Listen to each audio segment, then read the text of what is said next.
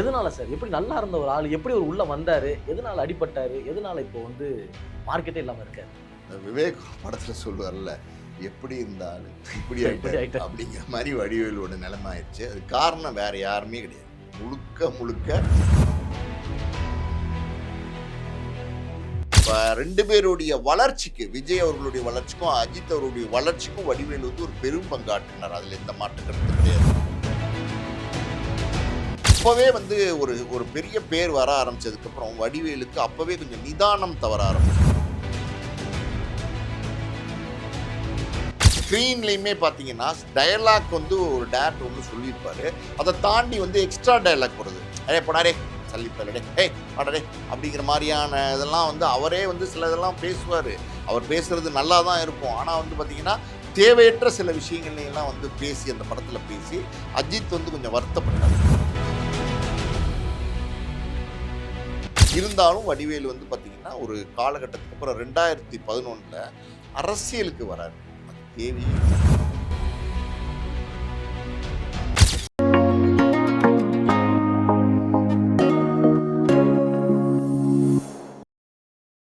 GeM cinemas நேயர்களுக்கு வணக்கம். நான் உங்க விஜய் அபிஷேக். இன்னைக்கு நம்ம யார் கூட இருக்கோம்னு பார்த்தீங்க அப்படின்னா, ஆஸ்கர் மூவிஸ் தயாரிப்பாளர் பாலாஜி ப்ரோ சார் கூட இருக்கோம். சார் வணக்கம் சார். வணக்கம். எப்படி இருக்கீங்க சார்? நல்லா இருக்கேன். Okay sir. அதாவது இன்னைக்கு பட்ட கேள்வி என்னன்னு பார்த்தீங்க அப்படின்னா, நம்ம எல்லாருமே சின்ன வயசுலேருந்து பார்த்து ரசிச்ச ஒரு மனுஷன். அதாவது ஒரு ஸ்க்ரீன்ல வந்தாலே போதும், ஆஹா வந்துட்டார்றா காமெடிக்கு மேல் பஞ்சம் இல்ல அப்படின்னு நினச்சவர் தான் வடிவேல் சார். ஆனா வந்து போக போக போக போக அவரோட நேமே டேமேஜ் ஆயிருச்சு. இப்போ ஒரு சுத்தமா மார்க்கெட்டே கிடையாது சொல்ல போனோம் அப்படின்னா. எதனால சார்? எப்படி நல்லா இருந்த ஒரு ஆளு எப்படி ஒரு உள்ள வந்தாரு? எதனால அடிபட்டாரு? எதனால இப்போ வந்து மார்க்கெட்டே இல்லாம இருக்காரு? இந்த விவேக் படத்துல சொல்லுவார்ல, எப்படி இருந்த ஆளு இப்படி இப்படி ஆயிட்டாரு ஆயிட்டாரு. அப்படிங்கிற மாதிரி வடிவேலோட நிலைமை ஆயிடுச்சு. அது காரணம் வேற யாருமே கிடையாது. முழுக்க முழுக்க எல்லா காரணமும் வடிவேலு தான். வடிவேலு தான் வந்து பார்த்தீங்கன்னா அவருடைய மார்க்கெட்டை வந்து ஒன்றுமே இல்லாமல் சரிச்சுக்கிட்டார். அதுதான் உண்மை. பீக்ல இருக்கார். நீங்க சொன்ன மாரி பார்த்தீங்கன்னா, வடிவேலு இல்லாத படங்களே கிடையாது. காமெடினாலே வடிவேலு தான். ஆமா. அந்த அளவுக்கு வந்து எக்ஸலென்ட்டா பண்ணுவாரு. பல வருடங்கள் கழிச்சு பார்த்தீங்கன்னா, ஒரு பாடி லாங்குவேஜ்லயே காமெடி பண்ணக்கூடிய ஒரு நடிகர் தான் வடிவேலு. எக்ஸ்ட்ரார்டினரியான ஒரு திறமைங்க. பயங்கர எக்ஸ்ட்ரார்டினரியான ஒரு டேலண்ட்டு. அதாவது அவருடைய இவ்ளோ பெரிய அசூர வளர்ச்சிக்கு காரணம் என்ன அப்டின்னா, அவருடைய முழுக்க முழுக்க அவருடைய டேலண்ட், நடிப்பு திறன். அது வந்து அவருக்கு இயற்கையாவே வந்துச்சு. அந்த மாரி ஒரு நல்ல கலைஞன். ஒரு 100 வருஷம் ஒரு தடவை தான் இப்படி ஒரு ஒரு கலைஞனை வந்து நீங்க பார்க்க முடியும். அப்படி ஒரு கலைஞனா வடிவேலுவ நான் வந்து பார்க்குறேன். அப்படிப்பட்ட கலைஞன் அவர் ஆரம்பத்தில 90கள்ல எல்லாம் உள்ள வந்து, சின்ன சின்ன வேடங்கள்ல எல்லாம் ஆரம்பத்தில நடிச்சு, அப்புறம் வடிவேலு அப்படின்ற ஒரு இடத்துக்கு வந்து வடிவேலு இல்லைன்னா படமே இல்ல அப்படிங்கிற ஒரு ஸ்டேஜ். ரஜினி, கமல், விஜய், அஜித்லேருந்து எல்லாருமே வடிவேலு வந்து நடிச்சா, அப்ப அதுதான் வேணும்னு நெனச்சாங்க. அந்த அவங்களுடைய படம் ரஜினி எவ்வளோ பெரிய ஸ்டாரு, கமல் எவ்வளோ பெரிய ஸ்டாரு. இருந்தாலும் வடிவேலு இருந்தா தான் அந்த வியாபாரத்துக்கு அது ப்ளஸ்ஸா இருக்கும்னு நெனச்சாங்க. அந்த அளவுக்கு வந்து டாப்ல இருந்தாரு. இன்னொரு பக்கம் பார்த்தீங்கன்னா, விஜய், அஜித் 2 பேருமே வந்து சினிமாக்குள்ள வந்தாங்க இல்லையா? ஒரு காலகட்டம். அந்த 92 காலகட்டத்துக்குள்ள தான் வடிவேலுவும் சினிமாக்குள்ள வராரு. அது ஒரே காலகட்டம். கிட்டத்தட்ட சம காலகட்டம்னு சொல்லலாம். 2 பேருடைய வளர்ச்சிக்கு, விஜய் அவர்களுடைய வளர்ச்சிக்கும், அஜித் அவருடைய வளர்ச்சிக்கும் வடிவேலு வந்து ஒரு பெரும் பங்காற்றினார். அதில எந்த மாற்று கருத்தும் கிடையாது. ஆனா, அப்பவே வந்து ஒரு ஒரு பெரிய பேர் வர ஆரம்பிச்சதுக்கப்புறம் வடிவேலுக்கு அப்பவே கொஞ்சம் நிதானம் தவற ஆரம்பிச்சுருச்சு. நிதானம்னா நான் சொல்றது வந்து பார்த்தீங்கன்னா, ஒரு தடுமாற்றம். நம்மள எல்லாரும் ரசிக்கிறாங்க. நம்ம போற இடத்துலலாம் நம்ம கொண்டாடுறாங்க. வடிவேலு, வடிவேலு, வடிவேலுன்னு எல்லாருமே வந்து கொண்டாடுறாங்க. நம்மள கொண்டாடி தீர்க்குறாங்க. அப்படி ஒரு பெரிய ஆளா நம்ம? சாதாரணமா பார்த்தீங்கன்னா, ஒரு ஃபோட்டோ ஃப்ரேம் கடைன்னு சொல்லுவாங்கல்ல. அந்த மாரி ஒரு ஃபோட்டோ ஃப்ரேம் கடை வேலை பார்த்தவர் தான் வடிவேலு. அப்படி இருந்து வந்தவரு, சினிமாக்குள்ள வந்து சினிமால இவ்வளோ பெரிய பேரும் புகழும் கிடைச்சதுக்கப்புறம் வடிவேலுக்கு வந்து தடுமாற்றமான ஒரு மனநிலை வர ஆரம்பிச்சுருச்சு. ஆரம்பத்திலே பார்த்தீங்கன்னா, அஜித் நடிச்ச ஒரு படம். எனக்கு தெரிஞ்சு ராஜான்னு ஒரு படம். அந்த படத்தில வந்து பார்த்தீங்கன்னா, அந்த அஜித்தோட ரொம்ப சாதாரணமா பேசுறது. "டேய் வாடா சாப்பிடலாம். போடா டேய்" அப்படி இப்படிலாம் பேச ஆரம்பிச்சாரு. ஸ்க்ரீன்லயுமே பார்த்தீங்கன்னா, டயலாக் வந்து ஒரு டேரக்டர் ஒண்ணு சொல்லியிருப்பாரு. அத தாண்டி வந்து எக்ஸ்ட்ரா டயலாக் வருது. "அடே போடா டேய் சல்லிப்பயலே டேய், ஏய் வாடா டேய்" அப்படிங்கிற மாரியான இதெல்லாம் வந்து அவரே வந்து சில இதெல்லாம் பேசுவாரு. அவர் பேசுறது நல்லா தான் இருக்கும். ஆனா வந்து பார்த்தீங்கன்னா, தேவையற்ற சில விஷயங்கள்லாம் வந்து பேசி அந்த படத்தில பேசி, அஜித் வந்து கொஞ்சம் வருத்தப்பட்டார். அப்பவே வருத்தப்பட்டார். எத்தன வருஷத்துக்கு முன்னாடி? 30 வருஷத்துக்கு முன்னாடியே வருத்தப்பட்டாரு. அப்ப டைரக்டர கூப்பிட்டு சொன்னாரு. அந்த அந்த டைரக்டர்ட்ட, "இந்த மாரி சார் என்னென்னமோ சொல்றாரு சார்" அப்படின்னு சொன்னோனே, அத சொல்லியுமே வந்து வடிவேலு வந்து கேட்கல. அதுக்கப்புறம் நீங்க பார்த்தீங்கன்னா, அஜித்தோட படத்தில வடிவேலுவே இருக்க மாட்டார். நோட் பண்ணியிருக்கீங்களா நீங்க? அஜித் எவ்வளோ பெரிய டாப் ஸ்டாராக இன்னைக்கு இருக்காரு. எத்தனை படங்கள் நடிச்சிருக்காருன்னா, அஜித்தோட படத்தில் வடிவேலுவே அதுக்கப்புறம் கிடையாது. ராஜாங்கிற படத்துக்கு அப்புறம் கிடையாது. பார்த்துருக்கீங்களா நீங்க? அது காரணம் என்ன அப்படின்னா, அது ஒரு மாரி ஒரு ஆட்டிட்யூடா சில விஷயங்கள் அப்பவே செய்ய ஆரம்பிச்சதுனால தான் தவிர்க்க ஆரம்பிச்சாங்க வடிவேலு. இருந்தாலும் தவிர்க்க முடியாத ஒரு ஹீரோ, ஒரு ஒரு காமெடியனா வந்து வடிவேலு இருந்தாரு. எல்லா படங்கள்லயும் சுந்தர் சி படங்கள்ல எல்லாம் பார்த்தீங்கன்னா வடிவேலு தான். அப்புறம் சுந்தர் சியோட ஒரு சின்ன பிரச்சனை வந்து நடுவுல ஒரு பிரேக் ஆயி, மறுபடியும் சுந்தர் சியோட வந்து ஜாயின் பண்ணி படங்கள் பண்ணாரு. எல்லாமே இந்த கதைகள்லாம் இருக்கு. இருந்தாலும் வடிவேலு வந்து பார்த்தீங்கன்னா, ஒரு காலகட்டத்துக்கு அப்புறம் 2011ல அரசியலுக்கு வராரு. அது தேவையே இல்ல. அவர் வந்து ஒரு நல்ல காமெடி நடிகர். நல்ல காமெடி நடிகர் பொறுத்தவரைக்கும் எப்படின்னா, எல்லாரையும் சிரிக்க வைப்பாரு. எல்லாரையும் சிரிக்க வைப்பாரு. யார் பார்த்தாலும் வடிவேலு காமெடியில சிரிக்காத ஆளே இருக்க மாட்டாங்க. அந்த அளவுக்கு எக்ஸ்ட்ரார்டினரியா வந்து எல்லாரையும் சிரிக்க வைக்கக்கூடிய ஒரு டேலண்ட். மீம்ஸ்லலாம் ஒரு காலத்தில மீம்ஸ் வந்த புதுசுல வடிவேலு தான். எல்லாமே ஒரு ஃபோட்டோ, வடிவேலுவோட ஃபோட்டோ, வடிவேலுவோட டயலாக்கு, வடிவேலுவோடைய பாடி லாங்குவேஜ், வடிவேலுவோட ரியாக்ஷன்ஸ் இதுதான் மீம்ஸாவே ஒரு காலத்தில இருந்துச்சு. அப்படி கொண்டாடுனாங்க வடிவேலுவ தூக்கி வச்சு. இது என்ன பிரச்சனை அப்படின்னா, நீங்க அரசியலுக்கு வந்தீங்க. ஒரு கட்சி சார்பா வந்து நீங்க வந்து மேடை ஏறி பேச ஆரம்பிக்கிறீங்க. பிரச்சாரம் பண்ண ஆரம்பிக்கிறீங்க. டிஎம்கே சார்பா தான் வெளிப்படையாவே சொல்லுவோமே. நல்ல கட்சி தான். தப்பெல்லாம் சொல்ல முடியாது. இருந்தாலும் ஒரு நல்ல கலைஞன், அதுவும் பர்ட்டிகுலரா காமெடி கலைஞன் எப்படின்னா, பார்க்கும்போது ஒரு இன்னசென்சி இருக்கணும். ஒரு அப்பாவித்தனம் இருக்கணும். காமெடிங்கிறது வந்து எப்படின்னா, காமெடியன பார்க்கும்போதே பார்த்தீங்கன்னா, அவன் ரியல் லைஃப்ல எப்படி வேணா இருக்கலாம். ஆனா மக்கள் பார்க்கும்போது பார்த்தீங்கன்னா, இவன் நிஜமாவே ஒரு காமெடியன்டா, ஒரு காமெடி பீஸ்டா அப்படிங்கிற மாரி ஒரு ஃபீல கொண்டு வரணும். அந்த ஃபீல கொண்டு வந்தா தான் ஆடியன்ஸ் வந்து கனெக்ட் பண்ணுவாங்க. எப்ப பார்த்தாலும் சிரிக்கிற சிரிக்கிற மாரி ஒரு முகபாவனையோட, சிரிக்கிற மாரி ஒரு செயலோட, அப்பாவியாவே உங்கள வச்சுக்கிட்டீங்கன்னா தான், காமெடியாவே உங்கள வச்சுக்கிட்டீங்கன்னா தான் மக்கள் வந்து அத பார்த்து எப்பவுமே ரசிப்பாங்க. அப்படி வடிவேலு வந்து அ பா பாப்புலரா இருக்கிற காலகட்டத்தில மேடை ஏறி பார்த்தீங்கன்னா, விமர்சனம் பண்ணார். யார விமர்சனம் பண்ணார்? விஜயகாந்த விமர்சனம் பண்ணார். எப்படி விமர்சனம் பண்ணார்? சாதாரணமா விமர்சனம் பண்ணல. பிலோ த பெல்ட்ன்னு சொல்லுவாங்கல்ல, அந்த மாரியான பேச்சுக்கள்லாம் பேச ஆரம்பிச்சார் மேடையில ஏறி. என்ன சொன்னார்ன்னா, அதாவது ஒரு கேப்டன்ங்கிறவன் கப்பல் வந்து தண்ணீல போகும். அத ஓட்டிட்டு போறவன் தான் கேப்டனு. ஆனா இந்த கேப்டன் வந்து இந்த கேப்டனே எப்பவுமே தண்ணீல இருப்பாரு. அப்படிங்கிற மாரிலாம் பேசினாரு. அன்னைக்கு பேசினப்ப அந்த கூட்டத்துக்கு வந்தாங்க இல்லையா? அந்த கட்சிக்காரவங்க. அவங்க விசில் அடிச்சாங்க, கை தட்டினாங்க, கிளாப் பண்ணாங்க, எல்லாம் பண்ணாங்க. என்ஜாய் பண்ணாங்க. ஆனா, மற்றவர்கள் அதை ரசிக்கல. பொதுமக்கள்னு ஒரு ஒரு குரூப் இருக்காங்கல்ல. வடிவேலுடைய காமெடிய பார்த்து சிரிச்சு என்ஜாய் பண்ற ஒரு குரூப் இருக்காங்கல்ல. அவங்க யாருமே இத ரசிக்கல. என்னடா நம்ம வந்து ஒரு ஒரு பயங்கரமான ஒரு காமெடியன்னு நெனைச்சோம். அ உள்ளுக்குள்ள ஒரு வில்லத்தனம் இருக்கும் போலயே! அப்படிங்கிற மாரி ஒரு ஒரு மைண்ட் செட் வந்து மக்களுக்கு வர ஆரம்பிச்சுருச்சு. அதுதான் வடிவேலுவுடைய மைனஸ். எப்பவுமே எப்படின்னா, நீங்க ஒரு வில்லனா இருந்து, நீங்க மேடை ஏறி நீங்க வில்லத்தனம் பேசுனீங்கன்னு வச்சுக்கங்களேன், "ஏய் அவன் வில்லன் தான்யா, அவன் அப்படிதான்யா பேசுவான். படத்திலே 4 பேர கொல்லுவான், அத்தன பேர கற்பழிப்பான். யோவ் என்ன மாரி ஆள் தெரியுமா? டெரர்யா அந்த ஆளு" அப்படின்னு சொல்லுவாங்க. அப்படி உங்களுக்கு அந்த நேம் வந்து அந்த நேம் சினிமாலயும் இருக்கும், நேரயும் அப்படி சொல்லிட்டு போயிருவாங்க. அது நீங்க ஒண்ணும் உங்கள பாதிக்காது. ஆனா காமெடியனா இருக்கிறவன பார்த்து, நல்ல காமெடியன் நெனச்சோம், நல்ல இன்னசென்ட்டான நெனச்சோம், வெள்ளந்தியான ஆளுன்னு நெனச்சோம். ஆனா இவனுக்குள்ள நெறைய விஷமத்தனம் இருக்கும் போலயே! என்னென்னமோ பேசுறாரே! அப்படிங்கிற மாரி ஒரு எண்ணம் மைண்ட்ல வந்து விழுந்துருச்சுன்னு வச்சுக்கங்களேன், அது போய் பதிஞ்சிரும். அது போய் பதிஞ்சதுக்கப்புறம் என்ன ஆகும்னா, உங்களுடைய காமெடி நீங்க வந்து பண்ணீங்கன்னா, மைண்டு மக்கள் என்னன்னா அதோட கனெக்ட் பண்ணுவான். நீங்க மேடை ஏறி பேசினதோட எல்லாம் கனெக்ட் பண்ணுவான். நீங்க கன்னா பின்னான்னு பேசினதோட எல்லாம் கனெக்ட் பண்ணுவான். உங்களுடைய காமெடி நல்லாவே இருந்தா கூட என்னன்னா, பாதி பேருக்கு வந்து விருப்பம் இல்லாம போயிரும். எல்லா கட்சிக்காரனும் அத ரசிக்க மாட்டான்ல. நீங்க ஒரு கட்சிக்கு நீங்க போய் பிரச்சாரம் பண்ணீங்கன்னா, அந்த கட்சிக்காரன் வேணா ரசிப்பானே தவிர, மற்ற கட்சிக்காரர்கள்லாம் ரசிக்க மாட்டாங்கல்ல. இப்படி ஒரு சூழல் வந்து வடிவேலுக்கு ஒரு காலகட்டத்தில வந்துருச்சு. விமர்சனங்கள் நெறைய வந்துருச்சு. அதுவும் இல்லாம எப்படின்னா, விஜயகாந்த விமர்சனம் பண்ணது யாருமே ரசிக்கல. எப்படின்னா, விஜயகாந்த் எப்படிப்பட்ட மனிதர் அப்படின்னா, இப்போ யூனிட்ல ஒர்க் பண்ணிட்டு இருக்காங்கல்ல, அவரு திடீர்னு யாராவது ஒருத்தவங்க வந்து பார்த்தீங்கன்னா, பார்க்க முகத்தில வந்து ஒரு மாரி டயர்டா ஒரு மாரி பசியோட ஒர்க் பண்ற மாரி இருக்கு அப்படின்னு நெனச்சாருன்னா, "டேய் இங்க வாடா" அப்படின்னு கூப்பிடுவாரு. கூப்ட்டு வயித்த அமுக்கி பாப்பாரு. இப்டி. வயிறு அப்படி உள்ள போகும். சாப்பாடு இல்ல அப்படின்னா, எம்ப்டியா இருக்கு, சாப்பிடல, சாப்பிடாம இருக்கான்னா, அப்படி வயித்த அப்படி அமுக்கி பார்த்தோம்னு வச்சுக்கோங்களேன், வயிறு அப்படி உள்ள போய், "இன்னும் சாப்பிடலையா நீனு? ஏன்டா சாப்பிடாம வேல பார்த்துட்டு இருக்கியா? வாடா உட்கார்றா. முதல்ல சாப்பிடு.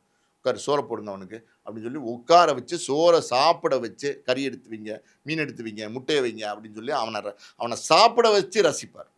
ஒரு ஆளுக்கு இல்ல. எல்லாருக்கும் அதான் பண்ணார். விஜயகாந்தனுடைய பெருமையே என்ன தெரியுமா? மற்ற விஷயங்கள்லாம் விட்டுருங்கங்க. என்ன நெறைய விஷயங்கள் பண்ணியிருக்காங்க. அதெல்லாம் விட்டுருங்க. ஆனா அவருக்கு பசிச்சவங்களுக்கு சோறு போட்டார். இதை விட ஒரு புண்ணியம் எதுவுமே கிடையாது. அந்த புண்ணியத்த தேடிக்கிட்ட ஒரு மனிதர் வந்து விஜயகாந்த். அதுவும் இல்லாம வடிவேலு ஆரம்ப காலத்தில சின்ன கவுண்டர் படத்துலலாம் நடிக்கும்போது, நெறைய உதவிகள் வந்து விஜயகாந்த் வந்து வடிவேலுக்கு செஞ்சார். மதுரைக்காரன் நம்மளும் மதுரைக்கார பையன் ஒரு பையன் நல்லா வந்து பண்ணிட்டு இருக்கிறாரு அப்படின்னு சொல்லிட்டு அவரை கூப்பிட்டு டே எங்கேருந்து வந்த எப்படி என்ன ஏதுன்னு கேட்டு நிறைய உதவிகள் செஞ்சார். அதெல்லாம் கூட வந்து எப்படி சொல்கிறது, அவர் உண்மையாக என்ன பண்ணாருன்னா ஒரு தடவை வடிவேலு ஒரு ஒரு வேட்டி ஒரு சட்டை அதுதான் அவர்கிட்ட இருந்திருக்கு. அது வந்து எப்படின்னா துவச்சி நைட்டு துவச்சி போட்டது அடுத்த நாள் கொண்டு வந்து போட்டது. இதை நோட் பண்ணி விஜயகாந்த் வந்து கூப்பிட்டு கேட்டுக்காரு, ஏன்னா ஒரே வேட்டி சட்டையை வந்து அழுக்காக இருக்கிற மாதிரி இருக்கே போட்டு வரேன்னு கேட்கும்போது, அண்ணா இவ்வளோ தானே இருக்கு என்கிட்ட, ஒரு வேட்டி ஒரு சட்டை தானே இருக்குது அப்படின்னு சொல்லியிருக்காரு வெள்ளந்தியா. அப்போ என்ன சொல்லியிருக்காரு, உடனே காஸ்டியூமரை கூப்பிட்டு அவருக்கு வந்து 6 வேஷ்டி 6 சட்டை எடுத்து கொடுங்க அப்படின்னு சொல்லியிருக்காரு. அதை வந்து யாரோ ஒருத்தவங்க நடுவில் கேட்டாங்க, ஒரு ஊடகவியாளர், நான் வந்து என்னங்க விஜயகாந்த் வந்து இந்த மாதிரி உங்களுக்கு வேட்டி சட்டையெல்லாம் எடுத்து கொடுத்தா ஒரு செய்தி இருக்காது அப்படின்னும் போது, ஆனால் அப்புறம் என்ன நாங்கள் வரும்போதெல்லாம் நாங்கள் என்ன சட்டை பேண்ட் போடாமையா வந்தோம் அப்படிங்கிற மாதிரியெல்லாம் பேச ஆரம்பித்தார். உதவி பண்ணதே வந்து இவர் ஆமாம் வந்து ஆமாம், நாங்கள் என்ன சும்மா ஒன்றும் ட்ரெஸ் இல்லாமையா வந்தோம், என்ன பேச்சு இதெல்லாம் அப்படிங்கிற மாதிரி பேச ஆரம்பித்தார். இதெல்லாம் வந்து எப்படின்னா ஒருத்தர் பண்ணார், உதவி பண்ணது எல்லாருக்குமே தெரியும், சினிமாவில் இருக்கிற எல்லாருக்குமே தெரியும். இதெல்லாம் வந்து எப்படின்னா ஆமாங்க அன்னைக்கு பண்ணாருங்க அப்படின்னு சொன்னால் கூட பரவாயில்ல, அதெல்லாம் இப்படி பேச ஆரம்பித்தார். இதெல்லாம் வந்து இந்த இடத்துல குறிப்பிட்டு சொல்லணும்னா வடிவேலு எப்படிப்பட்ட கலைஞன் அப்படின்னு சொல்லணும் அப்படின்னா, 1000 விமர்சனம் விஜயகாந்த் மேலே வடிவேலு வச்சார், கண்ணா பின்னான்னு பேசினார், எல்லாம் பண்ணார்ல. ஆனால் சமீபத்தில் ஒரு ஒரு வருஷத்துக்கு முன்னாடி விஜயகாந்தினுடைய வாரிசு இருக்கார்ல பையன், அவரே வந்து சொல்லியிருக்கார், சண்முக பாண்டியன் நினைக்கிறேன், எங்கள் அப்பா வந்து வடிவேலு காமெடி பார்த்தா அப்படி விழுந்து விழுந்து சிரிப்பார் அப்படின்னு சொல்லியிருக்காரு. அப்போ ஒரு குரோதம்னா கோபம், ஒரு வெறுப்போடு இருக்கிறவங்கள கூட உங்களால் சிரிக்க வைக்க முடியும் உங்கள் காமெடியால். அப்படின்னா எப்படிப்பட்ட கலைஞர் நீங்கள்? அப்போ எவ்வளோ பெரிய கலைஞர் நீங்கள், எவ்வளோ ஒரு டேலண்ட்டுக்கு இருந்தால் அப்படி உங்களுக்கு ஒருத்தனை பிடிக்கலைங்க, அவன் பண்ணுறது நீங்கள் பார்த்து சிரிப்பீங்களா? உங்களுக்கு சிரிப்பு வருமா? கோவம் தானே வரும். ஆனால் விஜயகாந்தை கண்ணா புண்ணான்னு பிலோ த பெல்ட் திட்டினதுக்கு அப்புறம் கூட வடிவேலு காமெடியை பார்த்து விஜயகாந்த் விழுந்து விழுந்து சிரித்து ரசிச்சிருக்காரு. அப்போ எவ்வளோ வெள்ளந்தியான மனுஷன் அவர் இருந்திருப்பாருன்னு பாருங்க, எவ்வளோ வந்து இவர் வந்து நல்ல கலைஞராக இருந்திருப்பாருன்னு பாருங்க. ஸோ தான் ஒரு நல்ல கலைஞன், அது அரசியல் தேவையில்லை, அந்த அரசியலுக்குள்ளே போய் சிக்கி அன்னைக்கு அவருடைய நேரம் பாருங்க, அந்த அம்மையார் வந்துட்டாங்க, ஜெயலலிதா அம்மையார் வந்து ஆட்சிக்கு வந்துட்டாங்க. அவங்களும் வடிவேலுடைய ரசிகை, அவங்களும் வந்து வடிவேலு போடாதீங்க புக் பண்ணாதீங்க எதுவுமே சொல்லலை. ஆனால் நடந்தது என்ன அப்படின்னா, வடிவேலு போட்டால் அந்த அம்மா கோவப்படுவாங்களோ, வடிவேலு புக் பண்ணால் அவங்க ஏதாவது பிரச்சனை பண்ணுவாங்களோ, வடிவேலு போடலாமா வேண்டாமா, ஐயோ எதுக்கு வம்பு, அந்த அம்மா ஏதாவது சொல்ல போகிறாங்க, இப்படி பயந்து என்ன ஆச்சுன்னா 2011 அப்புறம் அந்த அம்மா ஆட்சிக்கு வந்ததுக்கப்புறம் வடிவேலுவை புக் பண்ணுறதையே வந்து தயாரிப்பாளர்கள் தவிர்த்துட்டாங்க. அதுக்கப்புறம் அது ஒரு கேப் ஒன்று விழுந்துருச்சுன்னு வச்சுங்களேன், ஒரு வேக்யூம், ஒரு கேப்பு, நீண்ட கால கேப் விழுந்துருச்சுன்னு வச்சுங்களேன், அதை வந்து சரி கட்டுறதுங்கிறது ரொம்ப ஈஸி கிடையாது, கஷ்டம், ரொம்ப கஷ்டம். நம்ம ஒரு நண்பர் ரொம்ப க்ளோஸ் ஃப்ரெண்டாக இருப்பான், ஒரு சண்டை வந்துருச்சு, ஒரு வாரம் 10 நாள் ஒரு மாதத்துக்குள்ளே பேசி சரி பண்ணலைன்னா அது 1 வருஷம் 2 வருஷம் நீண்டுச்சுன்னு வச்சுங்களேன், பழையபடி அந்த நட்பை வந்து புதுப்பிச்சு கொண்டு வர முடியாது. இதுதான் வந்து கிரவுண்ட் ரியாலிட்டி. அந்த மாதிரி தான் வந்து பார்த்திங்கன்னா வடிவேலுக்கு வந்து ஒரு பெரிய கேப் விழுந்துருச்சு. அந்த பீரியடில் ரசித்தவங்கெல்லாம் பயங்கரமான வடிவேலுவோட ரசிகர்கள். இன்றைக்கி என்ன ஆகிப்போச்சு, 2011 எங்கே இருக்குது, 2026 எங்கே இருக்குது, இன்றைக்கெல்லாம் பார்த்திங்கன்னா ஜென்சி வேர்ல்டாக மாறிப்போச்சு. என்ன மாறி போச்சு, ஜென்சி வேர்ல்டாக மாறி போச்சு. இன்றைக்கி வந்து வடிவேலோட காமெடி வந்து நடித்தா கூட அவங்க ரசிப்பாங்களாங்கிற ஒரு சந்தேகம் வந்துருச்சு. அதான் தன் மார்க்கெட்டை தானே இலக்க வச்சுக்கிட்டார் வடிவேலு. ஓகே சார், 2011 கரெக்டாக அந்த சம்பவம் நடந்திருக்கு, விஜயகாந்த் அவரை வந்து விமர்சித்தது. அதுக்கப்புறம் வந்து 2020 வந்துருச்சு, 20லேயே வந்து நம்மளோட ஆடியன்ஸ், பார்க்க வேண்டிய ஆடியன்ஸ் வந்து சேஞ்ச் ஆகிட்டாங்க. ஆனால் அதுக்கப்புறம் அவரோட படமாக அந்த எலி படமாக அவரோட ஹீரோவாக நடித்த எலி, அதுக்கப்புறம் நிறைய ஹீரோவாக படம்லாம் நடித்தார், கத்தி சண்டை அதெல்லாம். ஆனால் எதுவுமே வந்து அவரோட காமெடி எதுவுமே ஒர்க் அவுட் ஆகவே இல்லையே சார், என்ன காரணம்? இல்லை நம்மளோட பார்க்கறதுலே ஒரு வந்து என்ன ஒரு விமர்சித்துட்டாரு, ஒரு வேணாம் நமக்கு அப்படின்ற மைண்ட் செட்லேயே இது வரைக்கும் வாழ்ந்துட்டு இருக்காங்களா? இல்லை நம்ம இதுக்கு முன்னாடி சங்கர் சார் மணிரத்னம் சாரை பற்றி பேசணும், அந்த ஜென்சியை பிடிக்க முடியல அப்படின்னு, அதே மாதிரி அவரோட காமெடி வந்து ஜென்சி அவர்களை பிடிக்க முடியாமல் இருக்கா? முடியாதுங்க, ரொம்ப கஷ்டம். அதான் சொல்கிறேன்ல, நான் சொன்ன மாதிரி பார்த்தீங்கன்னா ஒரு லாங் கேப்பு, கிட்டத்தட்ட 15 வருஷம் கேப் விழுந்து போச்சு. இதுக்கு நடுவில் அவர் நடித்தார், 1-2 படங்கள் நடித்தார். நீங்கள் சொன்ன மாதிரி எலின்னு ஒரு படம் நடித்தார், அப்புறம் வேறு ஏதோ 1-2 படங்கள் நடித்தார்னு வச்சுங்க, எதுவுமே பெருசாக கிளிக் ஆகலை. இன்னொரு பக்கம் என்னென்னா, இவர் வந்து எப்படின்னா, இவர் பாப்புலர் ஆனது எப்படின்னா, இவர் விஜயோட நடிப்பார், அஜித்தோட நடிப்பார், ரஜினியோட நடிப்பார், கமலோட நடிப்பார், அர்ஜுனோட நடிப்பார், சரத்குமாரோட நடிப்பார், எல்லா நடிகர்களோடையும் காமெடின்னு ஒன்று இருக்குது பார்த்தீங்களா, அந்த போர்ஷனில் இவர் நடிப்பார். ஆமாம். அந்த போர்ஷனில் நடிச்சு தான் இவருடைய காமெடியே ஹைலைட். எல்லா படமே நீங்கள் பாருங்களேன், அந்த போர்ஷன் அதுவும் தலைநகரம்லாம் நீங்கள் பார்த்தீங்கன்னா, அந்த வடிவேலுவோட காமெடிக்குன்னே மக்கள் வந்து போய் பார்க்க ஆரம்பிச்சாங்க. அந்த அளவுக்கு வந்து காமெடி போர்ஷன் ஒன்று தனியாக இருக்கும். நீங்கள் வந்து பார்த்தீங்கன்னா, வடிவேலு வந்து பார்த்தீங்கன்னா, கூடவே வந்து ஒரு 15 பேர் வச்சிருப்பாரு. இந்த போண்டாமணி இந்த மாதிரி ஆட்களை எல்லாம் வச்சிருப்பாரு. இந்த முத்துக்காளையெல்லாம் இருக்காங்கல்ல, அந்த மாதிரி வச்சிருப்பாரு. அவங்க என்னன்னா, ஒரு டெய்லி சாயந்தரம் நாளைக்கு என்ன சீன் எடுக்க போகிறோமோ அதை அவங்களோட உட்காந்து டிஸ்கஸ் பண்ணுவார். டேய் நீ என்னடா சொல்லுடா அப்படின்னு கேட்பார். அவங்களோட ஐடியா கேட்பார். நீ என்ன சொல்லு, நீ என்ன சொல்லு, நீ என்ன சொல்லு, நீ சொல்லு, நீ சொல்லு, நீ சொல்லு, நீ சொல்லு, எல்லாமே கலெக்ட் பண்ணுவார். அந்த கலெக்ட் பண்ணுற டேலண்ட்டுக்கு பார்த்தீங்களா, அதை கலெக்ட் பண்ணி அடுத்த நாள் கொண்டு போய் இவர் தான் வந்து அந்த ஸ்பாட்டில் வந்து அசம்பிள் பண்ணுவார். எல்லாரையும் அசம்பிள் பண்ணி நான் இப்படி சொல்வேன், நீ இப்படி சொல்லணும், நீ இப்படி, அதெல்லாம் ரொம்ப ஒரு கெட்டிக்காரத்தனம் வேணும். அதெல்லாம் வந்து வடிவேலு பண்ணி அந்த காமெடி அப்படின்னா காமெடி போர்ஷன். ஒரு படத்தில் வந்து வடிவேலு இருக்கார் அப்படின்னா வடிவேலு ஹீரோ கிடையாது. வடிவேலு இருக்கார் காமெடினா அந்த படம் விற்று போயிடும். அந்த படத்துக்கு பெரிய விலை கொடுத்து வந்துருவாங்க. ஆடியன்ஸ் வந்து அந்த போஸ்டரு, அந்த விளம்பரங்களில் பேனர் வினைலாம் வடிவேலோட ஃபோட்டோ போட்டிங்கன்னா ஆட்டோமேட்டிக்காக தேட்டருக்கு வந்துடுவாங்க. ஹீரோக்கு வராங்களோ இல்லையோ இவருக்கு வந்துடுவாங்க. நிறைய புதுமுக ஹீரோட எல்லாம் கூட அவர் வந்து நடித்தார். அவர் நம்ம கரணோட எல்லாம் கூட நடித்தார். அந்த மாதிரி வந்து ஒரு ஒரு ஒரு வேல்யூ வந்து வடிவேலுக்கு ஒரு பீரியடில் இருந்துச்சு. அதுக்கப்புறம் வடிவேலு வந்து இந்த வேக்யூம், அதாவது வந்து இந்த வெற்றிடம் உளுந்து போயிடுச்சு. உளுந்தப்போ என்னாச்சுன்னா நிறைய புது புது ஆட்கள் உள்ள வந்துட்டாங்க. நிறைய பேர் வந்து வடிவேலுவோடைய ஆளுமையாக காமெடியில் இருந்த ஒரு காலகட்டத்தில் கவுண்டமணி இருந்தார், செந்தில் இருந்தார், நிறைய பேர் இருந்தாங்கல்ல. அவங்கெல்லாம் கொஞ்சம் கொஞ்சமாக ஃபேட் அவுட் ஆனாங்க இவருடைய வரவுக்கு அப்புறம். அப்புறம் என்ன ஆகிப்போச்சு, சந்தானம் வந்தார், சூரி வந்தார், நிறைய பேர் வந்தாங்கல்ல. அந்த ஒரு காலகட்டத்தில் வடிவேலு வெளியில் போயிட்டார். ஃபீல்டு அவுட்டே வெளியில் போய் தனியாக நிற்க ஆரம்பிச்சிட்டாரா. இவங்க எல்லாருமே டாமினேட் பண்ண ஆரம்பிச்சாங்க. சூரிய ஒரு பக்கம் பீக்கப் பண்ண ஆரம்பிச்சார், சந்தானம் ஒரு பக்கம் பீக்கப் பண்ண ஆரம்பிச்சார். இப்படி பல பேருடைய காமெடி வந்து ஹைலைட் ஆகி அவங்கள வச்சு போட்டு படங்கள் எடுக்க ஆரம்பிச்சாங்க. இவங்க எல்லாமே என்ன ஆச்சுன்னா, ஒரு ஸ்டேஜில் இன்னொரு விஷயம் என்னென்னா, இந்த காமெடி நடிக்கிறாங்கல்ல எல்லாருக்குமே ஒரு காலத்தில் நம்மளும் ஹீரோவாக வந்துடணும்னு நினைப்பாங்க. அதுவும் ஒரு பெரிய மைனஸ். இப்போ வந்து நீங்கள் பார்த்தீங்கன்னா, நான் சொல்கிறேன் பாருங்களேன், அந்த தேங்காய் சீனிவாசன்லேருந்து, சுருளிராஜன்லேருந்து, நாகேஷ்லேருந்து, வந்து இந்த கவுண்டமணி செந்திலிருந்து, வடிவேலுலேருந்து, சந்தானத்திலிருந்து, யோகி பாபுலேருந்து, சூரியிலேருந்து எல்லாருமே வந்து காமெடி நடிகர்கள். ஆனால் எல்லாருமே ஒரு ஒரு காலகட்டத்தில் படத்தில் ஹீரோவாகவும் நடிப்பாங்க. அப்படி ஒரு காலகட்டம் வர்றது காமெடி நடிகர்களை பொறுத்த வரைக்கும் டிராபேக். என்ன கேட்டால் 1-2 படம் ஓடும். ஒரு படம் நீங்கள் நடிச்சிங்கன்னு வச்சுக்கோங்களேன், நம்ம கருணாஸே ஒரு படம் நடித்தார். அம்பாசமுத்திரம், அம்பானி, அது இதுன்னு இதெல்லாம் படம் நடித்தார். 1-2 ஓடும். நம்ம நம்ம சந்தானம் நடித்தார்ல, நிறைய படங்கள் நடித்தார். அது 1-2 படங்கள் ஆரம்பத்தில் ஓடிச்சு. அதுக்கப்புறம் பார்த்தீங்கன்னா ஃபேட் அவுட் ஆயிரும். காமெடி நடிகனை எப்போவுமே பார்த்தீங்கன்னா பெருசாக ஹீரோவாக காட்ட முடியாது. முழுக்க முழுக்க ஒரு படத்தை காமெடி படம் எடுக்கிறதுங்கிறது வந்து ரொம்ப கஷ்டம். அது 1-2 படம் தான் அப்படி வந்து கிளிக் ஆகும். எல்லா படமும் அப்படி கிளிக் ஆகாது. அதனால் இந்த வடிவேலும் என்ன ஆகிட்டாருன்னா, ஒரு ஸ்டேஜ் மேலே நான் ஹீரோவாக தான் நடிப்பேன்னு வேறு டிமாண்ட் பண்ணி ஆரம்பிச்சிட்டாரு. அது ஒரு காரணம். அதுலேயே பாருங்களேன், ஹீரோவாக நடித்தார், அந்த படங்கள் எதுவுமே சரியாக போகல.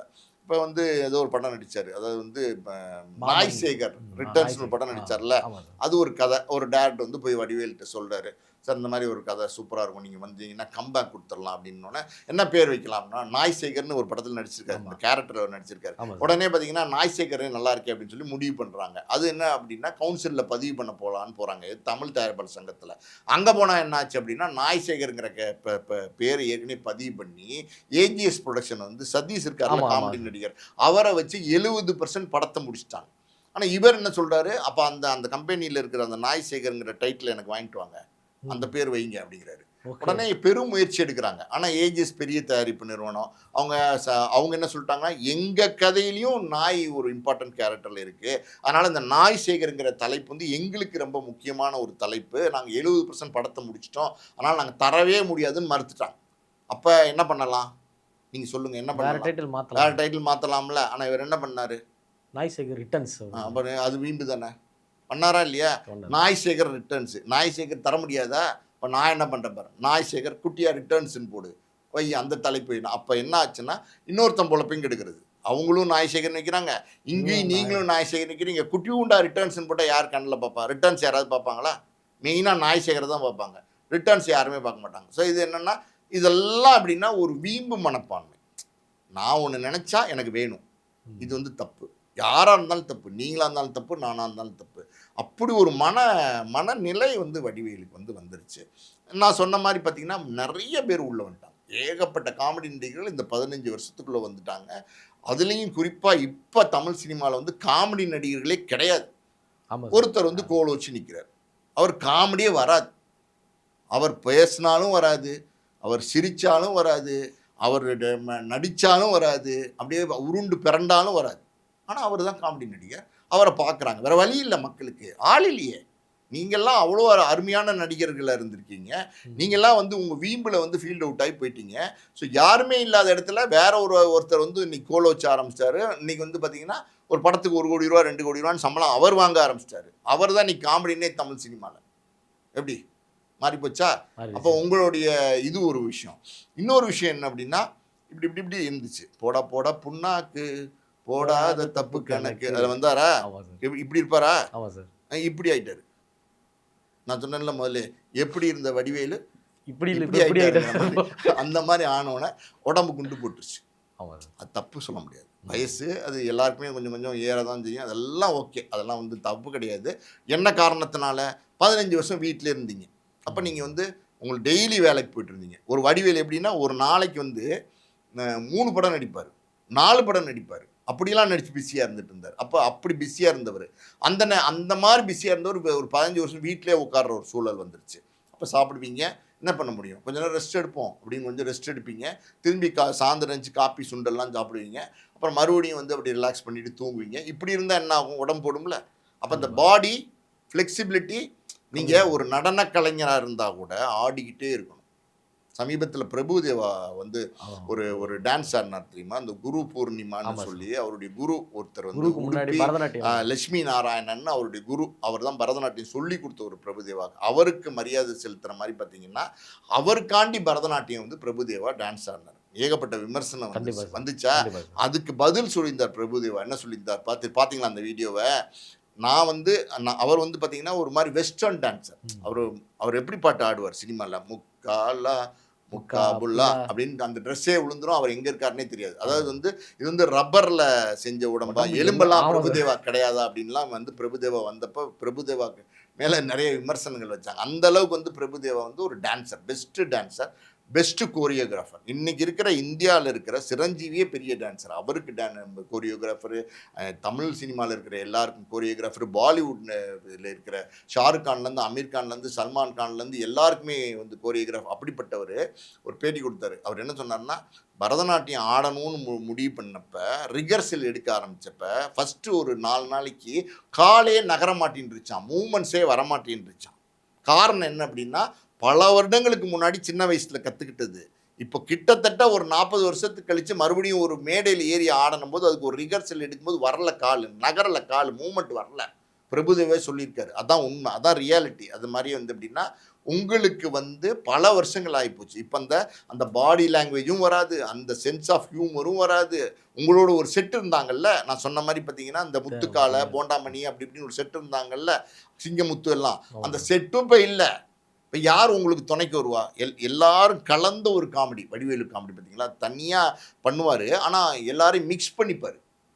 மிக்சிங் மாதிரி மிக்ஸ் பண்ணி அடி அடின்னு அடித்து தூக்குவார். அவங்களாம் யாருமே இல்லை, நிறைய பேர் இறந்து போயிட்டாங்க. ஸோ எனக்கு வந்து இவ்வளோ நாளாக நான் என்ன நினச்சிட்டு இருந்தேன்னா, வடிவேலு அவர்களுக்கு வந்து பார்த்தோம்னா தன்னோட வாய் தான் கேடு அப்படின்னு சொல்லி நினச்சிட்டு இருந்தேன். ஆனால் அவர் வந்து தன்னோட ஒரு சுயநலத்துக்காக மற்றவங்க படத்துலையும் கை வைப்பாங்க அப்படின்றது இப்போ நீங்கள் சொல்லி தான் வந்து எனக்கு தெரியுது. இந்த அளவுக்கு ஒரு மோசமான ஆளாக இருந்திருக்காரா அப்படின்னு சொல்லி யோசிக்க தோணுது. இல்லை, இது மோசமான ஆளுன்னு கிடையாதுங்க. இது வந்து நீங்கள் வந்து மோசமான ஆள் அப்படிலாம் கூட நம்ம சொல்லக்கூடாது வடிவேலுவை வந்து. எப்படின்னா இது சினிமாவில் வந்து ஒரு பாப்புலாரிட்டி வந்ததுக்கப்புறம் என்ன ஆகும்னா, உங்களுக்கு ஆட்டோமேட்டிக்காகவே உங்களுக்கு வந்து உள்ளுக்குள்ளே என்னமோ உள்ளுக்குள்ளே போதை மாதிரி உள்ள நுழையுது. அந்த மாதிரி ஒரு புகழ் போதை, ஒரு பேர் போதை, ஒரு பண போதை எல்லாம் நம்மக்கிட்ட இருக்குது. வீடு இருக்குது, வாசல் இருக்குது, இருக்கிறதுலே காஸ்ட்லி கார் இருக்குது, என்ன இல்லை அப்படின்னு நினைக்க ஆரம்பிச்சிட்டிங்கனாலே வீழ்ச்சி தான். எல்லாம் இருக்கும்போதும் பார்த்தீங்கன்னா அந்த பணிவாக இருக்கணும். ஒருத்தர் இருக்கார், சூப்பர் ஸ்டார். அவர்கிட்ட என்ன இல்லை, ஆனால் எப்படி இருக்கார்? அவரோட ட்ரெஸ்ஸிங்கில் என்றைக்காவது ஆடம்பரம் பார்த்துருக்கீங்களா? இல்லை சார், எதுவுமே கிடையாது. பேச்சில் ஆடம்பரம் இருக்காது, ஒன்றுமே இருக்காது, ரொம்ப சிம்பிளாக இருப்பார். அவரே சொல்லியிருக்கார், நான் காஸ்ட்லி கார் வச்சுருக்கேன், பெரிய பங்களாவில் இருக்கேன், எல்லாம் இருக்கேன், என்னையே சிம்பிளாக இருக்கீங்கன்னு சொல்கிறீங்கன்னு சொல்கிறார். ஆனால் அவர் சிம்பிளாக இருக்கார். காரணம் என்னென்னா, பப்ளிக்கில் அப்பியரன்ஸ் பண்ணும்போது நீங்கள் சிம்பிளாக இருக்கணும், பப்ளிக்கு பிடிச்சவ மாதிரி நீங்கள் இருக்கணும், மக்களுக்கு உங்களை பிடிக்கணும். குறிப்பாக காமெடியன் வந்து ரொம்ப ரொம்ப உஷாராக இருக்கணும். காமெடியன் வந்து போய் கண்டபடி வார்த்தைகளை விட்டு இந்த மாதிரி பிரச்சாரத்துக்கெல்லாம் போய் அந்த பிரச்சாரத்துக்கு போனீங்களா, அதனால் உங்களுக்கு ஏதாவது பிரயோஜனம் வச்சா இந்த 15 வருஷம் நீங்கள் இருந்திருந்தீங்கன்னா உங்களை அடிச்சுக்கிறதுக்கு ஆளே இருந்திருக்க மாட்டான். ஆமாம் சார். ஆளே இருந்திருக்க முடியாது. வடிவேலுவெல்லாம் அடிச்சிறதுக்கு ஆளே இருந்திருக்க முடியாது. அப்படிப்பட்ட ஒரு அற்புதமான கலைஞர். அதான் சொல்றேன்ல, மறுபடியும் மறுபடியும் சொல்லக்கூடிய விஷயம் என்னன்னா, அற்புதமான கலைஞர். ஆனா, அவரே வந்து அவருடைய கேரியர வந்து க்ளோஸ் பண்ற மாரி அவர் நடந்துக்கிட்டாரு. நெறையா வடிவேலு பத்தி சொல்லணும்னா ஏகப்பட்டது சொல்லிக்கிட்டே இருக்கலாம். அது எல்லாமே அவருடைய ஆட்டிட்யூட். ஆட்டிட்யூட்னா என்னன்னு தெரியல உங்களுக்கு? அவர் வந்து தன்ன ஒரு பெரிய ஆளா நினைக்க ஆரம்பிச்சார். தன்ன ஒரு பெரிய ஆளா நினைச்சிட்டீங்கனாலே சிக்கல் தான். அப்படிதான் நாம வடிவேலு தான் எல்லாம் அப்படின்ற மாதிரி நினச்சிக்கிட்டு இருந்தாரு. நாம தான் எல்லாம் அப்படின்னா, அது ஒரு ஒரு அந்த ஒரு எண்ணம் வந்துருச்சுன்னா, அது வந்து வீழ்ச்சி. அந்த மாரி நெறைய சங்கர்லாம் பார்த்தீங்கன்னா, காதலன் படம். அந்த படம் வடிவேலு வந்த புதுசுல வடிவேலு வந்து சப்போர்ட் பண்ணி எடுத்தாரு. பிரபுதேவாவோட போட்டாரு. ஒரு கிளாஸ் பஸ்ஸு. அதில வந்து இந்த பாட்டு ஏ.ஆர். ரஹ்மான் அப்ப தான் வந்தாரு ஆமா. சினிமாக்கு. Urvashi Urvashi take it easy Urvashi எப்படி இருக்கும்? அதில வந்து எப்படி டான்சர் பிரபுதேவா. அவரோட வடிவேலும் ஆடுவார். ஆமா சார். ஈக்குவலா குடுத்தார் போர்ஷன். அதே மாரி பார்த்தீங்கன்னா, பேட்டராப்னு ஒரு சாங் அதில வரும். பின்னி இன்னுமே எடுத்திருப்பாரு. ஆமா சார். பண்ணியிருப்பாரா? அதில வடிவேலு ஆடியிருப்பாரு. ஸோ இதெல்லாம் வந்து எப்படின்னா, ஆரம்பத்தில சப்போர்ட் பண்ணாரு வடிவேலுக்கு. சங்கர் வந்து வடிவேலு வந்த காலத்தில சப்போர்ட் பண்ணாரு. இதெல்லாம் பெரிய விஷயமா. அந்த மாரி வந்து பார்த்தீங்கன்னா, ஒரு பெரிய ப்ளஸ் சப்போர்ட் பண்ணாரு வந்து நம்ம சங்கர்லாம். ஆனா நடந்தது என்ன அப்படின்னா, இம்சை அரசன் புலிகேசி, 23ஆம் புலிகேசின்னு ஒரு படம் எடுத்தார்ல. ஹீரோவா இன்ட்ரோ ஆகுறாரு. ஹீரோவா இன்ட்ரோடியூஸ் பண்ணி பயங்கரமான வெற்றி தானே. அதே வந்து பார்ட் 2 எடுக்கணும்னு நினைக்கிறாரு. அதே சிம்புதேவன் டைரக்டர். அப்ப சங்கர் வந்து வடிவேலுவ கூப்பிட்டு ஒரு பெரிய அட்வான்ஸ் குடுக்குறாரு. அட்வான்ஸே 5 கோடி. சம்பளம் கிட்டத்தட்ட 20 கோடிக்கு மேலேன்னு நினைக்கிறேன். அத வாங்கிட்டு அந்த படத்துல நடிக்க வந்தவரு, அவரு இத மாத்து, அத மாத்து, டயலாக்க மாத்து, என் காஸ்டியூம் எனக்கு பிடிக்கல, செட்ட மாத்து, இது ஏன் இப்படி பண்ணியிருக்க? அது ஏன் இப்படி பண்ணியிருக்கன்னு அந்த டைரக்டர போட்டு நச்சு நச்சு நச்சுன்னு நச்சு. நான் கேட்கிறேன், செட்டுக்கும் வடிவேலுக்கும் என்ன சம்பந்தம்? உங்களுக்கு 10 கோடி இல்ல 30 கோடி, 100 கோடி கூட நீங்க சம்பளம் கேளுங்க. அது உங்க உரிமை வாங்கிக்கோங்க. ஆனா, அதை தாண்டி வந்து இந்த ஸ்பாட்ல இருக்கிற செட்டுக்கும் உங்களுக்கு என்ன சம்பந்தம்? நீங்க போட்டிருக்க ஒரு காஸ்டியூமு உங்களுக்கு ரொம்ப டைட்டா இருக்கு. ரொம்ப கம்ஃபர்டபுளா இல்ல. ஒரு மாரி நச நசன்னு இருக்கு அப்படின்னா கூட, "என்னய்யா இப்படி தச்சிருக்கீங்க? கொஞ்சம் இது பண்ணியிருக்கலாமேப்பா. கஷ்டமா இருக்கே போட்டு நடிக்கிறதுக்குன்னு" சொன்னீங்கன்னா கூட ஒரு மாத்தி நியாயம் குடுத்துரும். இருக்கு. ஆமா சார். சில ஆட்சேபனைக்கு உள்ளாகிற சில டயலாக்ஸ பேச சொல்றாங்கன்னு வச்சுக்கங்க. "யோவ்! இதெல்லாம் பேசினா திட்டுவாங்களேய்யா. என்னய்யா இதெல்லாம் எழுதியிருக்கீங்க?" அப்படின்னு கேட்டா கூட ஒரு நியாயம் இருக்கு. செட்டா மாத்துனா செட்டே மாத்த சொல்றாரு ம். டோட்டலா. ஆமா. டோட்டலா மாத்தி இது எனக்கு பிடிக்கல இந்த செட்டு அப்டின்னா நம்ம என்ன செய்ய முடியும்? எவ்வளோ கஷ்டப்பட்டு ஃப்ளோர் எரெக்ட் பண்ணி பண்ணியிருக்காங்க. அத மாத்துனா தான் நான் நடிக்க வருவேன் அப்டின்னா, இதெல்லாம் எப்படி ஏத்துக்க முடியும்? யார் சங்கருக்கு இந்த நிலைமை. அப்புறம் அந்த அட்வான்ஸ் குடுத்துருங்க. அந்த படத்த டிராப் பண்ணியாச்சுன்னு சொல்லியாச்சு. அட்வான்ஸ்லாம் நான் குடுக்க முடியாதுன்னு சொல்லி, அந்த 5 கோடிய வச்சுக்கிட்டு ஒரு 5 வருஷம் போராட்டம். ஐய்யய்யோ! சங்கருக்கு போராட்டம். சங்கர் போய் என்னென்னமோ பண்ணி, அப்புறம் தமிழ் தயாரிப்பாளர் சங்கத்தில கம்ப்ளைண்ட் குடுத்து, அது இது எல்லாம் பண்ணி, கடைசியில வந்து இந்த மாமன்னன் படம் நடிச்சார்ல, ஆமா சார். அந்த நேரத்தில வந்து வடிவேலுவை எல்லாரும் போய் பார்த்து, "ஏங்க உட்டுருங்க இந்த பிரச்சனைய. ஏன் ஈகோ பிரச்சனையா இது உங்களுக்கு? என்னமோ நடந்து போச்சு." சினிமால இந்த பிரச்சனைலாம் வரும். மிஸ் அண்டர்ஸ்டாண்டிங்லாம் வரும். அவர் காசு அட்வான்ஸ் குடுத்துருக்காரு. அது இல்லாம ஒரு 15 கோடி ரூபாய்க்கு மேல செலவழிக்க வேற செஞ்சுட்டாரு. மத்தவங்களுக்கு அட்வான்ஸ் குடுத்து செட்டு போட்டது எல்லாமே. நஷ்டம் அவருக்கு. நீங்க அந்த 5 கோடிய குடுத்துருங்க அப்டின்னதுக்கு அப்புறம் குடுக்குறாரு. ஒரு 5 வருஷம். 5 இந்தா, கோடி. இந்தா, இந்தா, இந்தான்னு 5 வருஷம். இதெல்லாம் நல்ல விஷயம் இல்லைல்ல. ஆரம்பத்துல எப்படி இருந்தேன்னா, இப்ப இப்படி ஆயிட்டேன். ம். எல்லாத்துக்கும் கனெக்ட் ஆகுது சார். எல்லாத்துக்கும் கனெக்ட் ஆகுது. அதான் சொல்றேன்ல, இது வந்து எப்படின்னா, நல்ல கலைஞருக்கு எதுக்கு இது?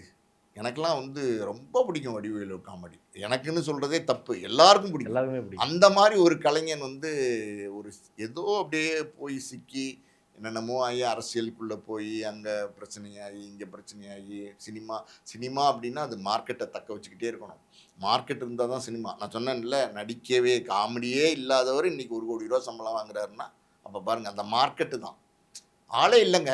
என்ன ஆமா. செய்வீங்க? காமெடின்னு ஒண்ணு வேணும் படத்துல. ஆள் இல்ல. யார் காமெடியன் இருக்காங்க? அவரு ஒருத்தர் தாங்க இருக்காரு. அவர தான் போட்டாகணுமா மறுபடியும்? ஆமா, அவரு ஒருத்தர் தாங்க இருக்காரு.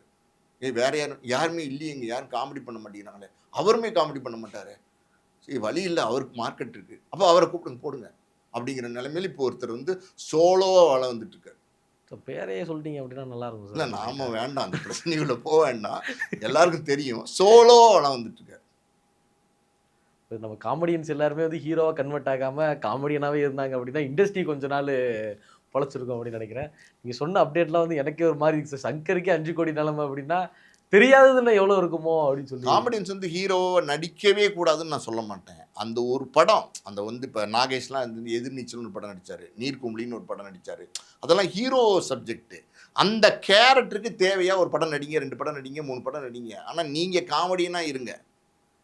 மக்களை மகிழ்விக்கிறதுங்கிறது மிகப்பெரிய கலை. ஒரு அழுக வைக்கிறதுங்கிறது கூட கிளிசரின போட்டுறலாம். ஒரு ஹீரோயின்ட்ட சொல்லுவாங்க, "அம்மா கொஞ்சம் அழுங்குங்கம்மா." அவனா அழுகவே வராது. "யோவ் அந்த கிளிசரின் போட்டு விடியா?" அப்படின்னா போட்டா, இப்படி இப்படி போட்டா கண்ல, அது ம். ஆட்டோமேட்டிக்காவே கண்லேருந்து தண்ணி பொத்து பொத்துன்னு ஊத்தும். ஆமா சார். அப்போ பார்த்தா வந்து அழுகுற மாரி இருக்கும். டைட் க்ளோஸ் போங்க, அது போங்க, இது போங்கன்னு அந்த கண் ஊத்துறதுக்குள்ள எடுத்து முடிச்சுருவாங்க. ம். அது ஈஸி. சிரிக்க வைக்கிறது கஷ்டம். சிரிக்க வைக்கிறது ரொம்ப ரொம்ப கஷ்டம். ரொம்ப கஷ்டம். உங்கள வாய் விட்டு சிரிக்க வைக்கணும். எவ்வளோ கஷ்டம். அத பண்ணக்கூடிய கலைஞரா தானே வடிவேலு இருந்தாரு, இருக்காரு. இன்னைக்கும் வடிவேலுனா அது எல்லாரும் ரசிக்கத்தான் செய்றாங்க. இவ்வளோ காமெடி படங்கள்ல நடிச்ச வடிவேலு மாமன்னன்னு ஒரு படம் பண்றாரு. மாரீசன்னு ஒரு படம் பண்றாரு. ஸோ ஒரு ஒரு அசாத்திய திறமை. சிவாஜி கணேசனே வந்து தேவர் மகன்ல பார்த்து 3 டயலாக்ன்னு நெனைக்கிறேன். தேவர் ம். மகன்ல வடிவேலுக்கு. அதுக்கு மேல டயலாக் இல்ல. டயலாக் இல்ல. எல்லா இடத்துலயும் துண்டு வச்சுட்டு பொத்திக்கிட்டே நிக்கணும். ஒரு துண்டு வச்சுட்டு இப்படி பொத்திக்கிட்டே நிக்கணும் அந்த இடத்துல. சிவாஜி இத பார்த்து கூப்பிட்டுருக்காரு வடிவேலு. "இங்க வா" அப்படின்னு கூப்பிட்டுருக்காரு.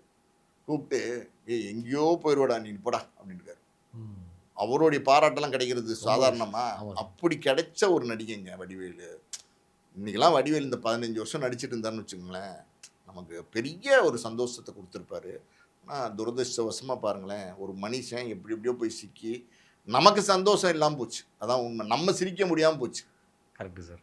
சிரிக்க முடியாம நம்ம ஒரு திட்டக்கூடிய நிலைமையில நம்ம இங்க உட்கார்ற மாரி ஒரு நூலில் உட்கார வச்சுட்டாரு. Okay sir. நெறைய ஒரு புதிய புதிய தகவல்லாம் குடுத்தீங்க சார்.